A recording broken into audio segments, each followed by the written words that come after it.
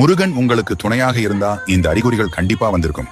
முருகர் உங்களுக்கு துணையாக இருக்கிறார் என்றால் முதலில் அவரின் ஞாபகம் வந்து கொண்டே இருக்கும்.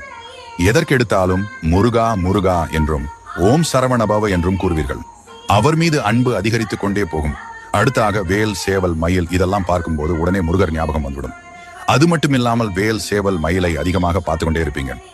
முருகனுக்கு உரிய சிறப்பான நாள் வருகிறது என்றால், அந்த நாளை நீங்கள் ஏதோ ஒரு காரணத்தினால் மறந்துவிட்டீர்கள் என்றால், அன்றைய தினம் உங்கள் மனதிலும் கண்களிலும் முருகனின் உருவப்படமோ முருகர் சம்பந்தப்பட்ட பொருட்களோ உங்க முன்னாடி வந்து ஞாபகப்படுத்தும். இது மாதிரி உங்களுக்கு நடந்திருக்கப்ப போய் காலண்டர் பார்த்தீங்கன்னா அன்னைக்கு முருகருக்கு உகந்த நாளாக தான் இருக்கும். விசாக நட்சத்திரம், கிருத்திகை, செவ்வாய்க்கிழமை, சஷ்டி இது மாதிரி ஏதோ ஒரு நாளாக இருக்கும். நீங்க ஒரு கஷ்டத்துல இருக்கும்போது உங்களுக்கு உதவி செய்ய ஒருத்தவங்க வருவாங்க. அவங்க பேர் கண்டிப்பா முருகன் பேர்கள் உள்ள ஒருத்தவங்களாகத்தான் இருப்பாங்க. அடுத்து மனசுக்குள்ள ஏதாவது ஒண்ணு போட்டு குழப்பிட்டு இப்ப நம்ம எடுத்திருக்கக்கூடிய இந்த முடிவு சரியா தப்பான்னு குழம்பி தவிக்கும்